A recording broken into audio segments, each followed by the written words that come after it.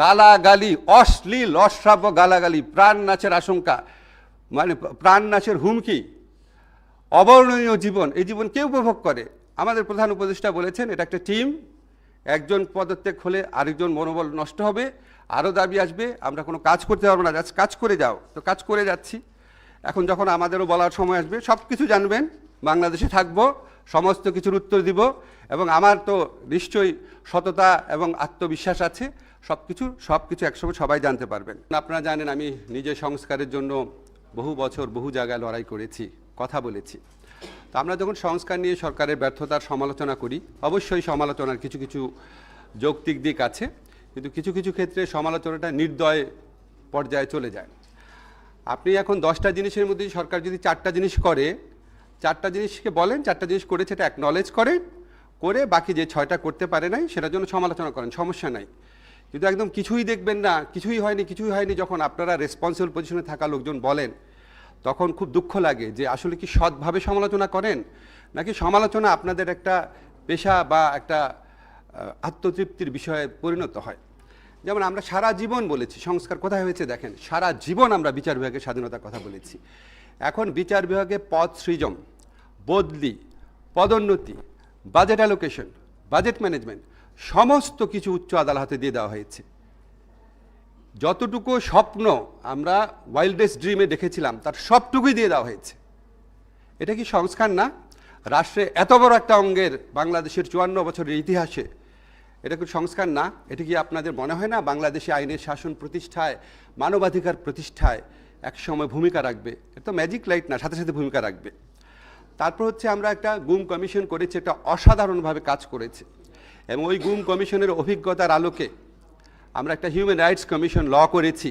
আমি আপনাদেরকে প্রত্যয়ের সঙ্গে বলি, দক্ষিণ এশিয়ার যে কোনো হিউম্যান রাইটস আইনের চেয়ে আমাদের আইনটা বেটার হয়েছে। আমরা এই আইন অনুযায়ী অচিরেই হিউম্যান রাইটস কমিশনে নিয়োগ দিতে যাচ্ছি। এটা কি কোনো সংস্কার না? আমাদের সিআরপিসি, সিপিসিতে যারা আছেন এখানে, এমন সংস্কার হয়েছে যেটা গত 54 বছরে হয় নাই। এটা চোখে পড়ে না আপনাদের? আমাদের লিগ্যাল এইড অধিদপ্তরকে আগের চেয়ে 10 গুণ বেশি কার্যক্ষম করা হয়েছে। এই কার্যক্রম দেখে এত খুশি হয়েছে ব্র্যাক, যে তারা 5.5 কোটি টাকা খরচ করে আমাদের অফিস রিফার্বিশ করে দিয়েছে, এত খুশি হচ্ছে। আপনাদের এটা চোখে পড়ে না যে 10 গুণ বেশি মানুষ বিনা খরচে, বিনা ভোগান্তিতে আইনগত প্রতিকার পাচ্ছে? আমাদের লক্ষ্য হচ্ছে 20 গুণের এটাকে নিয়ে যাওয়া। আমাদের ডিজিটাল সিকিউরিটি অ্যাক্ট, যারা সবচেয়ে বড় সমালোচক আছেন ওনাদের সাথে বসে যেভাবে বলেছেন 90% ক্ষেত্রে করা হয়েছে। হ্যাঁ, 10% করা যায়নি, রাষ্ট্রেরও কিছু কিছু সামর্থ্যের ব্যাপার থাকে। এটা চোখে পড়ে না আপনাদের? তো আমার কাছে মনে হয় কি, আমরা যখন প্রত্যাশা করি, আমাদের এই বিপ্লব পরবর্তী সময়ে প্রত্যাশা ম্যানেজমেন্ট একটা বিশাল ব্যাপার হয়ে দাঁড়াইছে। আমি একটা ছোট্ট করে আপনাদের ঘটনা বলি। আজকে যে বাংলাদেশের ফুটবল টিম আছে, এই ফুটবল টিমকে যদি পৃথিবীর শ্রেষ্ঠ 2টা কোচের নাম বলি, ম্যানেজারের নাম বলি, একজন পেপ গার্ডিওলা আর একজন হচ্ছে জেনেদিন জিদান। এখন যেন বাংলাদেশের ফুটবল টিমকে যদি জেনেদিন জিদানের হাতে দিয়ে দেন, 1 বছরের জন্য ট্রেনিং করাবে, জাস্ট বাংলাদেশে সে ট্রেনিং করাবে, অন্য লজিস্টিক টজিস্টিক কিচ্ছু দিবেন না, জাস্ট ট্রেনিং করাবে। বাংলাদেশের ফুটবল টিম কি ওয়ার্ল্ড কাপে মূল পর্বে খেলার যোগ্যতা অর্জন করে ফেলবে? একটা টাইম তো লাগে, ক্রমবিকাশ তো লাগে। তারপর আমাদের সরকারের সাফল্য নিয়ে অনেক সমালোচনা থাকতে পারে, কিন্তু আপনাদের কি কিছু জিনিস কখনো চোখে পড়ে নাই? এই যে এই সরকার এসে ভারতের আধিপত্য থেকে বাংলাদেশকে মুক্ত করেছে, ভারতের যে আগ্রাসী একটা ভূমিকা ছিল সব জায়গায়, সেখান থেকে স্বাধীন কণ্ঠে কথা বলতে পারছে ডক্টর মোহাম্মদ ইউনূসের নেতৃত্বে, এটা আমাদের কোনো অর্জন না?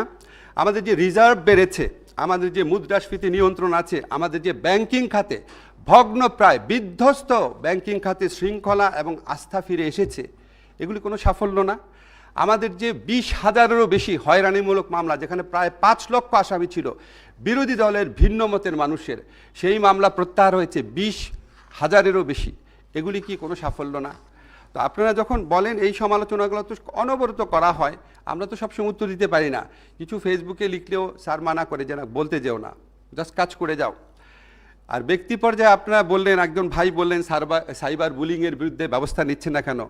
আপনারা বলেন তো বুকে হাত দিয়ে, বাংলাদেশে গত 16 মাসে সবচেয়ে বেশি সাইবার বুলিং কার এগেনস্টে হয়েছে? আমার এগেনস্টে হয়েছে। চ্যালেঞ্জ করে বললাম আপনাদের, আমার এগেনস্টে হয়েছে। প্রথম 4 মাসে আমার বন্ধুরা খুঁজে বের করেছে, শুধু 4টা ডেডিকেটেড ভিডিও করা হয়েছে আমার সমালোচনা করে। আমি 15 বছর ছিলাম পাকিস্তানের দালাল, ওভারনাইট আমি ভারতের দালাল হয়ে গেছি। আমার আমেরিকায় বাড়ি আছে, আমার পরিবার চলে গেছে অলরেডি আমেরিকায়। প্রকাশ্যে চ্যালেঞ্জ করে বলেছি আজকের থেকে 6 মাস আগে যে একটা মানুষ আমেরিকায় বাড়ি থাকলে, এটা ঠিকানা খুঁজে বের করা সম্ভব, আমেরিকাতে বাড়ি থাকলে অবশ্যই বের করা সম্ভব এটা কার বাসা। ওপেন চ্যালেঞ্জ করেছি সমস্ত বাংলাদেশ, পৃথিবীতে যত বাঙালি সাংবাদিক ইউটিউবার আছে সবাইকে, খুঁজে বের করতে পারে নাই। তো যেই মিথ্যুক, যে বদমাইশ বা যেই বদমাইশরা এগুলি প্রচার করেছে তাদের এগেইনস্টে কেউ কিছু বলেছেন? এর চেয়ে বড় সাইবার বুলিং হয়? একটা মানুষ যার জীবনে সততা সবচেয়ে বড় অহংকার, তার বিরুদ্ধে এই ধরনের ক্যাম্পেইন করা। তারপরে আরেকটা স্পেসিফিক এক্সাম্পল দেখি, দেখেন সমালোচনা কোন জায়গায় যায়। আমার পাশে বাংলাদেশের একজন স্বনামধন্য আইনজীবী আছেন, যদি আমি ভুল করে থাকি আরেকজন স্বনামধন্য আইনজীবী আছেন, ভাই বলেন, আমরা ভুল করে থাকলে বলেন, আপনিও আছেন, আমরা বলেন।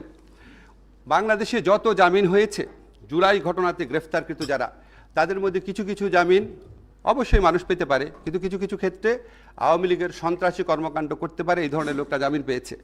এই জামিনের 90% হয়েছে হাইকোর্ট থেকে। হাইকোর্টে যে জামিন দেয়, জামিনটা দেয় হাইকোর্টের একজন বিচারক। তো জামিন দেওয়ার ক্ষেত্রে যদি কোনো ভুল থাকে সেটা বিচারকের দোষ। এই বিচারকদের অনেকেই আওয়ামী লীগ ফ্যাসিস্ট আমলে নিয়োগ পাওয়া, তাদেরকে সরানোর দায়িত্ব ছিল প্রধান বিচারপতির অধীনে সুপ্রিম জুডিশিয়াল কাউন্সিলের। এখানে আইন মন্ত্রণালয় কিছু করতে পারে? সারা এখানে কিছু করতে পারে ভাই আইন মন্ত্রণালয়? আমি কি হাইকোর্টের বিচারককে সরাতে পারি? হাইকোর্টের বিচারক জামিন দিলে আমি কি হাইকোর্টের বিচারক ব্যবস্থা নিতে পারি? ভাই একটু সাউন্ড করে বলেন, পারি? পারি? তাহলে হাইকোর্টের বিচারক যদি জামিন দেয়, তা হাইকোর্টের বিচারক যদি অন্যায়মূলকভাবে জামিন দেয়, তাহলে হাইকোর্টের বিচারকের দোষ। আর হাইকোর্টের বিচারকের নিয়ন্ত্রণকারী হচ্ছে প্রধান বিচারপতি, তাহলে প্রধান বিচারপতি হচ্ছে প্রশ্ন করবেন। ঠিক কিনা বলেন আপনারা? আমি ভুল বলছি? যতগুলা হাইকোর্টে জামিন হয়েছে সবগুলা আমাকে দোষ দেওয়া হয়েছে, আসিফ নজরুলকে। কেন? আপনি যদি সত্যি এই জামিন বন্ধ করতে চান, তাহলে আপনি যারা এটার জন্য দায়ী তাদের বিরুদ্ধে কথা বলেন নাই কেন? আওয়ামী লীগের ফ্যাসিস্ট আমলেও তো আপনারা সিনহা, শামসুদ্দিন মানিক, খায়রুল হকের বিরুদ্ধে আমরা কথা বলেছিলাম। তখন বলা গেছে, তখন কি তত্ত্বাবধায়ক সরকার রায় বাতিল হইল কেন? খায়রুল হককে দোষ দিয়েছিলেন নাকি আইনমন্ত্রীকে দোষ দিয়েছিলেন? শামসুদ্দিন মানিকের উদ্ভট কর্মকাণ্ডের জন্য কি শামসুদ্দিন মানিককে দোষ দিয়েছিলেন নাকি আইনমন্ত্রীকে দোষ দিয়েছিলেন? তো এখন কেন আইনমন্ত্রীকে দোষ দেন? যে আইনমন্ত্রীর কোনো সম্পর্কই নেই এটার সাথে, কিছু করারও নাই, তাহলে এটা কেন দেন? আমি অনেক চিন্তা করেছি, দুইটা কারণে দেয়। একটা হচ্ছে ভিউ ভালো হয় না, ব্যবসাটা ভালো হয়, মনিটাইজেশন হয়, আসিফ নজরুল নামে একটা গালি দিলে একটু টাকা আসে, এটা একটা। আরেকটা হচ্ছে এখানে বিশেষ একটা রাজনৈতিক এজেন্ডা আছে। আসিফ নজরুলকে দুর্বল করলে বিশেষ রাজনৈতিক এজেন্ডা বাস্তবায়ন সহজ হয়। এই দুইটা ছাড়া আমি কোনো কারণ দেখি না।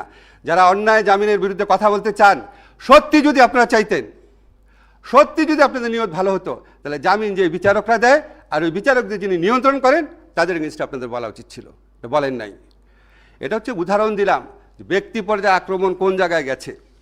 আপনি বলেন, একজন বলে গেলেন যে আমরা কেন পদত্যাগ করি না, পরে জানবেন আমাদের অন্তত 3-4 জন উপদেষ্টা বিভিন্ন সময় পদত্যাগ করতে চেয়েছে। এই অন্যায় আক্রমণ, অন্যায় সমালোচনা, সারাক্ষণ গালাগালি, অশ্লীল অশ্রাব্য গালাগালি, প্রাণ নাচের আশঙ্কা, মানে প্রাণ নাচের হুমকি, অবর্ণনীয় জীবন, এই জীবন কে উপভোগ করে? আমাদের প্রধান উপদেষ্টা বলেছেন এটা একটা টিম, একজন পদত্যাগ হলে আরেকজন মনোবল নষ্ট হবে, আরও দাবি আসবে, আমরা কোনো কাজ করতে পারবো না, কাজ করে যাও। তো কাজ করে যাচ্ছি। এখন যখন আমাদেরও বলার সময় আসবে সব কিছু জানবেন, বাংলাদেশে থাকবো, সমস্ত কিছুর উত্তর দিব, এবং আমার তো নিশ্চয়ই সততা এবং আত্মবিশ্বাস আছে, সব কিছু একসময় সবাই জানতে পারবেন। আমার শুধু একটা জিনিস মনে হয় কি, যে আমাদের প্রত্যেকেরই, দেখেন এখানে যারা আসছেন প্রত্যেকে ব্যক্তি এজেন্ডা নিয়ে কথা বলেছেন। আমি কারো নাম বলতে চাই না, এমন লোকও আছেন যিনি একটা তদবির করেছেন, শুনি নাই, সমালোচনা শুরু করে দিয়েছেন। যিনি একটা বড় দলে নমিনেশন চেয়েছিলেন, পান নাই, সে বড় দলের সমালোচনা করা শুরু করে দিয়েছেন। যিনি একটা অন্যায় একটা সুবিধা চেয়েছেন কোনো একটা প্রতিষ্ঠানের কাছে, পান নাই, সেই প্রতিষ্ঠানের সমালোচনা করা শুরু করে দিয়েছেন। এখন আমরা ইংরেজিতে একটা কথা আছে, you get the government you deserve. আমরা কি নিজের সংস্কার করেছি? আমরা কি নিজের চিন্তাভাবনা, নিজের সততার সংস্কার করেছি?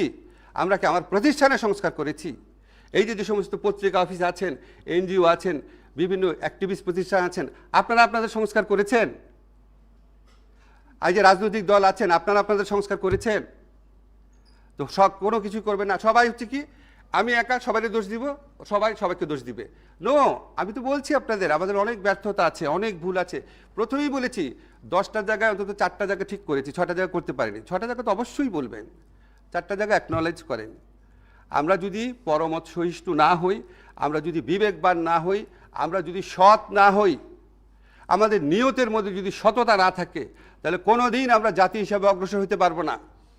আপনি কিছু আইনি সংস্কার করে দিলেন, ম্যাজিক্যালি মানুষ ভালো হয়ে গেল।